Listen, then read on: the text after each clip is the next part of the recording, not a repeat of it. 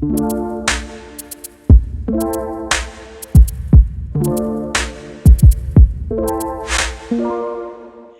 have you ever wished that you could just go back in biblical times and just sit with some of these amazing women and say, "Girl, how did you do it? Like, how did you make it through that? How did you fight that battle? How did you handle that call of God on your life? How did you find the gumption to keep going? And how do you make it look so good?" That's what we're going to talk today, as if we could go back and speak with these women because they are speaking up. And today I've got Shannon Bream here. She is the Fox News anchor. She's also the author of The Women of the Bible Speak. And she's going to be sharing her insights about her book and how to get this audience. So I'm so excited you're here, and I'm so excited to be talking with Shannon. And Shannon, welcome to the Crazy Blessed Show.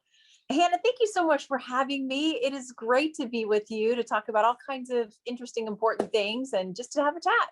I love it because that's basically what we do here is we just have a chat. And so it's kind of like we're all sitting around, not even the dining room table, like the kitchen table, like the hmm counter. We're like have the coffee cup in our hand, and we're hmm just talking about all these things that keep us real, keep us going, and like we said earlier, keep it looking good because even though those days come that we feel like this is really a struggle. What am I even doing? Does my life even matter? We know there's our heart's still beating. We're still breathing. God has nothing's happened to that call of God on our life. And there is some way we're going to get through this and we're going to reach that victory. And I think I mean, you tell me, like, why were you pulled into leaning in to those conversations with these women in the hmm Bible? I got to tell you, the original idea for the book came from Fox. They were launching a book, series of books, and they came to me and said, "We want to do something in this space with women and religion and faith." And we came up with this concept. And listen, I wouldn't recommend writing a book in the middle of a pandemic, a presidential election, a Supreme Court confirmation hearing, but God was faithful in all of it. So we got it done. But I really enjoyed the researching because I grew up with these stories in church and in Christian school, Christian university. I knew a lot of these stories, but I learned so much more and ended up being such an encouragement to me to think the problems aren't exactly the same, but many of the underlying issues are for women centuries ago. And now, I mean, these are women dealing with sibling rivalries, messed up family situations, infertility, widowhood, chronic health issues, financial challenges, challenges to their faith, Mm. waiting and having to be patient on God's plan. So I thought, those themes are really things that actually resonate in 2021. Who hasn't been through a really difficult year in the last year and suffered loss and suffered pain and anxiety, all of those things. So I was encouraged in writing it. And I thought, I really hope that's how it will land with women and men, if they pick it up too, to read about these stories. Well, what did you not what did you learn, but what were those conversations that when Mhm. you started studying that surprised you? Like, was there anything? Because I grew up with it too. I studied the lives of women in the Bible, the warriors like Deborah, Mhm. um, the women who receive these callings that seem impossible, like Mary, these women who come from places of absolute desolation and pain, like Mary Magdalene, and you just like you can always find a little bit of yourself Mhm. in these women. But was there anything that surprised you about this? I was reminded about a lot of the details of these women's stories. And, I had a couple good theological experts that I would reach out to and say, what was this in the context of that time? What would this have meant for this woman? Just to get a deeper, richer, layered look at these stories and be able to share them. These stories need nothing added to them. I mean, they're page turners, they're thrilling, they're, gasp worthy moments of these twists and turns that happen. And I think sometimes people are surprised, like, oh, that's in the Bible. Yeah, we've got prostitutes, murderers, like we've got all of these people, and God used them despite their flaws. But some of the conversations were quiet ones. I remember digging into Hannah's story. she was dealing with infertility. And not only was she longing for a child, but she was actually had, there was another wife in the family, as was the Yeah. custom. And many times back in those days, that's hard enough for me to imagine. Right? But this, Like I we like, can talk about that all day. no, I No, cannot imagine that. no, And just the frustration and the jealousy and the difficult situation that would have been for any yeah, woman. But this other woman had children, and yeah, she threw it in Hannah's face all the time, like, ha all ha the ha. time. You don't have kids, to the point where Hannah is weeping. And so we see her showing up at the temple every year, praying and begging God, to the point where Eli, the priest, sees her and wants to throw her out because he thinks she's drunk, like she's Yeah, crazy in yeah, there. yeah. So I think about just what grief and vulnerability she must have been pouring out in those moments for him to think that she was that far off. Right, And she's like, no, no, no, please don't think that I'm drunk or doing something wrong. I'm just pouring out my heart to God, right, right. over something that I want to need. And Eli sent her away and said, may God hear your prayers and you be blessed in this. And again, she's not a superstar. She's not a big prominent person, Right. but it shows us such a beautiful story of waiting, of trusting God that there is a plan. And she gives birth to Samuel, who then becomes this great prophet for the nation of Israel, is the one who recognizes David as their king. And so, just a humble woman with a fervent prayer. And who among us can't do that?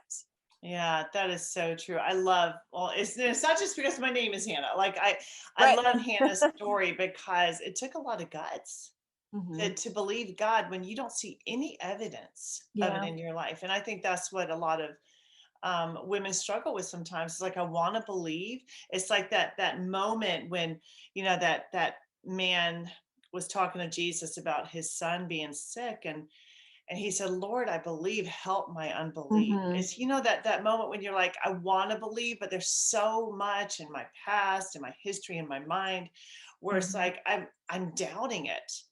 And Hmm. so I love that story because in the face of no evidence Right. that she could have a child, she dared to believe it. And then after Hmm. that, just God blessed her with more and more. And, Right.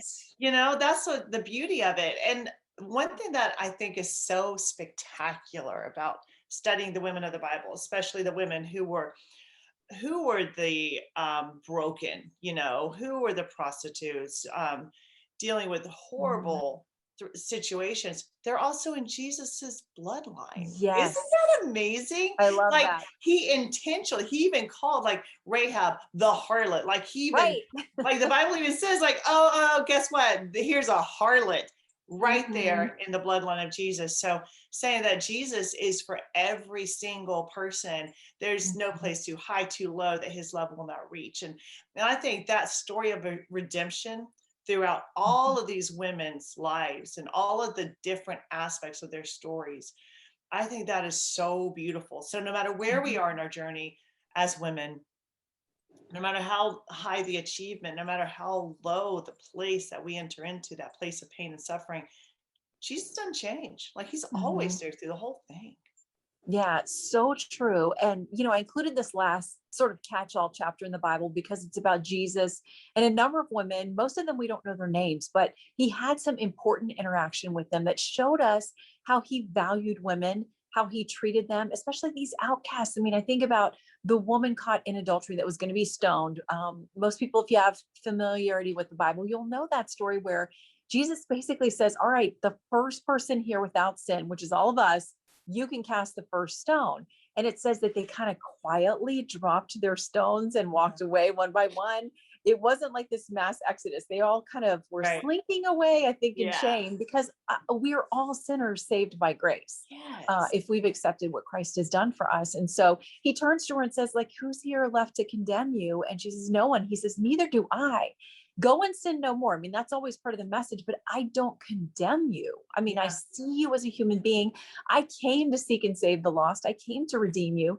So, we don't see Jesus running around yelling at people like, Yeah. you're a filthy sinner, get away from me. No, he wants to talk to them about redemption, Right. and show them value. And women were part of Jesus' inner circle. They traveled, they were part of his ministry, they learned at his feet, things that just weren't the norm in those days. Yeah. Jesus was saying, every human being is created in the image of God, and I'm here for them. I don't care about all these rules and all of the hierarchy and all these things you guys have set up as earthly things. I'm about my Father's business, which is I want to redeem everyone and not condemn them. Yeah, that's so beautiful. And you talk about like his inner circle, like those women who traveled with him. Um, Mhm. there was no rank and order. Like he's like, no, they're with me. I'm not seeing like women versus men versus Gentile or Jew. Mhm. Like no, we're all in this together. And I love the story when you're talking about that woman who was just so um, broken at his feet. Like we believe it to be Mary Magdalene at that moment, where she broke the most expensive possession she had, like that beautiful perfume bottle, and just poured it on his feet. And so here, we see these other people get mad at what a waste. Like you could have sold Mhm. that and like spent all that money and fed the poor and done all this great stuff. And here's Jesus that steps in, and I love what he tells the people. He just says, leave her alone. Mhm. Like he's there protecting. He's like, sometimes the things we do as women of God don't always make sense to other people. Mhm. And even that woman who, the widow with the oil, Elisha was very clear saying, okay, so go get all these vessels, go borrow vessels, go in your house, shut the door, and Mhm. then pour out the oil in all those vessels. And he's saying, like, look, what you're doing in your worship, in your work, in what you do with your family, sometimes it doesn't make sense to other people. So, Mhm. and here's Jesus saying, leave her alone. Here's Elisha saying, shut the door. Like you don't have to answer to anyone except Mhm. God. And in the Mhm. Bible, it talks about that the fear of man is a snare. And if we Right. always worry, especially in this day and time with social media, such a prevalent, dominating force, Mhm. how am I looking? How am I showing up in the world? What would other people think about this? Mhm. We can become so anxious about that. But when we know Mhm. that God is our protector, He's defending us, and if He tells us to do something, we don't have to answer to anyone except Him. Like that liberating freedom that we have as women and men of God, that God is my go-to. He's who I answer to. And it just frees us from that fear of how we have to show up to other people. I don't Mhm. know. I just think this is important that we touch on that. I feel Mhm. like some people are listening and watching right now that worry about like what will other people think, or how am I showing up in this world? And maybe that's not what it's about at all. Mhm. Yeah, I think you're so right. And we do get caught up in living on this planet. This is where we're assigned for now. So yeah, we have daily lives and jobs and kids and friends and neighbors and with social media, a whole universe of people we'll never meet who, still want to weigh in on how we look and what we say and what we do. And you have to put boundaries up and think, as you said, we're to be about God's business and about his approval. And he loves us, accepts us. We are his children. You're the daughter of a king. I'm the daughter of a king. And so I think if we can rest in that place and listen, we're human beings. It's easy to get our feelings hurt by earthly things that happen and people who have opinions about us. But at the end of the day, how, like you said, freeing, how comforting that our Heavenly Father is watching over us. He completely accepts and loves us. Why fear what man can do unto me? You have to constantly go back to that. I think about I've really been digging into Psalm 139. It's one of my favorite passages. And just how God, this morning I was reading and studying in the verses where David is saying, it's unbelievable to me the thoughts that you have towards me. If I were to number them, they're more than the sands on the shore of the ocean. And I really was writing in my journal this morning, like that is a mind blowing thought to think that the God of the universe, who created everything we understand and beyond, actually thinks about me.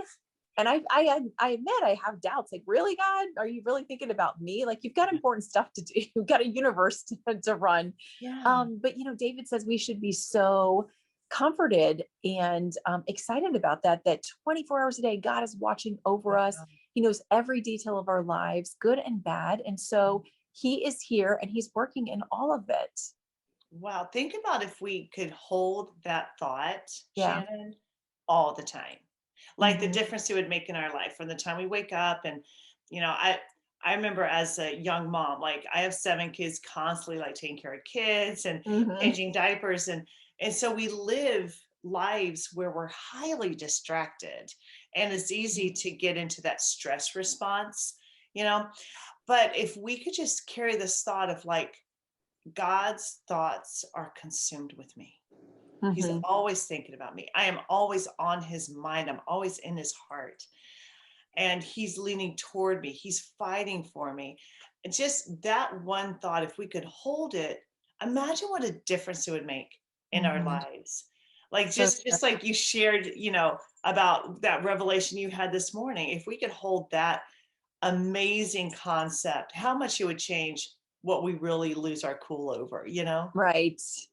Yeah, and I have to stop and give myself the lecture all the time. Like, this is Girl. not worth it. The enemy is after you. He's trying to blow this up. Like, don't take the bait. Yeah. And they're all tests. And I think, we have so much in scripture that tells us, our testing improves our perseverance and our character and our hope and all of those things. And that God doesn't give us things without giving us a way through the temptation. Not that it will never come, but that we have tools to get us through. And man, a couple of weeks ago, I took the bait. I had a travel day that was one disaster after another: missed Oh flights, no. missing luggage, no rental car, all of these things that were carefully planned. And I had to be on stage speaking at a women's event that night.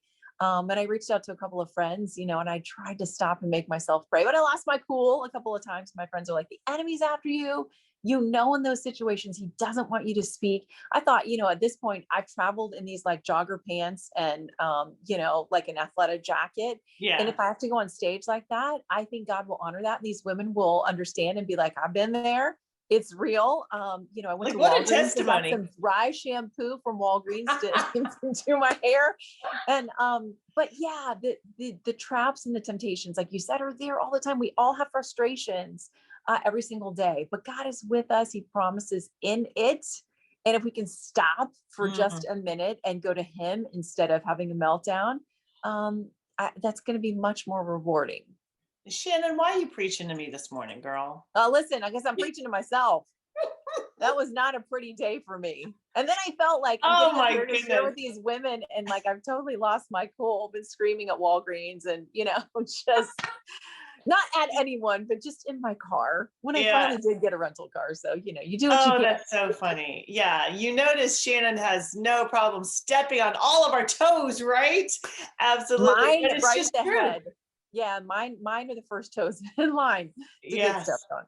Absolutely, but it's so true, and I mean, we lose our cool. I mean, but that doesn't surprise God. He's not like, "How in the world could you do Right. that? I'm so disappointed in you." Just like you said earlier, that Jesus wasn't there condemning this Hmm. woman. He was like, "Look, I'm not condemning you. Now go and sin no Hmm. more. Like, just shake it off, Hmm. get your Take a breath breath. back, get your footing, Yep. and let's just move forward." And I think about that. I think women, especially in this day and time, we have so much available to us that it can kind of lead to this sense of overwhelm. Like we're still, we're balancing families. And now it's like, well, wait, do I have to have a career too? And now do I need to explode this career? And now do I need to do this? And am I doing shuttle service? All of the things. And not that it's not all good stuff, Right. but it's so much stuff that sometimes it can lead to that place where we're starting to magnify the issues and the problems instead of magnifying God. Hmm. Every time we start to magnify the creation instead of the creator, Right. that's not going to be a good place to be in. And it is going to lead to that stress response. And I love how just the realness that you share with, like, look, it wasn't a pretty day. We have Mm-mm. those days where nothing's pretty about it, but that's Mhm. where, God just, I imagine that woman who was caught in adultery, like she's there like crumpled up in a heap on the ground, and I can see Jesus getting right there on the ground with her and saying, girl, it's okay, look around, no one's Mhm. condemning you. And even in Yeah. those ugliest of days, and those most really tender of moments when we're so volatile, God's like, it's okay. I Mhm. haven't left you. I haven't forsaken you. Mhm. Yeah, thank goodness. And Thank that's why goodness. I love that these, men and women in the Bible and the women that we included in this book are flawed. They all have, something that they don't get exactly right because we're all sinners.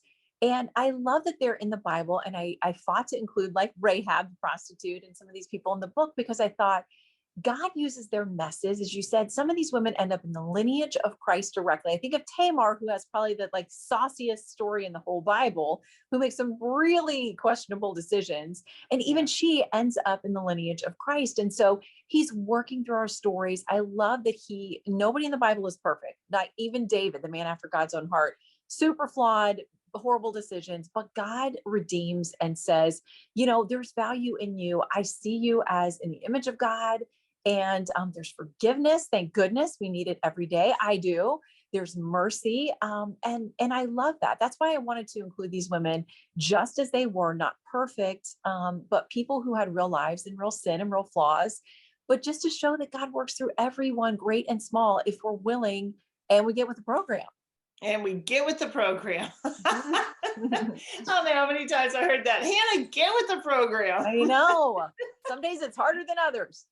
Some days are harder than others. But here's the cool thing is I think sometimes we choose the hard. Mhm. We make it harder than it has to be. I just constantly see Jesus right there when we're starting to heap up the stress and the anxiety, and I've got to measure up and everything. I can see Jesus just saying, okay, do you want that hard yoke? Because you could just put my Mhm. yoke on you. It's easy. You'll have rest, you'll have recreation. Mhm. And that program that we have to get with isn't hard. Mhm. It's not E- pressing. Even he needed rest. I mean, Uh, the Son of God himself, God incarnate in human form, needs rest, or has to say, I've got to get away from these folks and I have to regenerate. I've got to pray and spend time with my Father. Like, if he does, then how in the world do we think we can get away without that same break in our lives, whether it's spiritual renewal or physical renewal? I mean, that's yeah. the way he made us. Well, I don't want to wrap this up until I touch on that one thing because when you say like we need rest, I totally get it.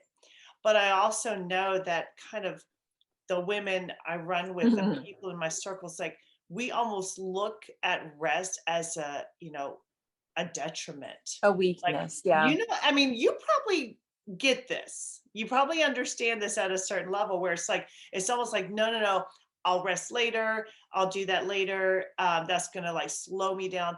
So, and I think women especially, we have a tendency to just continue going and going and going. Mhm. And so, what would you say to that woman? Um, it may just be she's really struggling, Mhm. managing her family. It may be she's trying to grow her career. It may be she's got a new opportunity in front of her, but she feels this pull, this Mhm. pressure, like I got to keep going.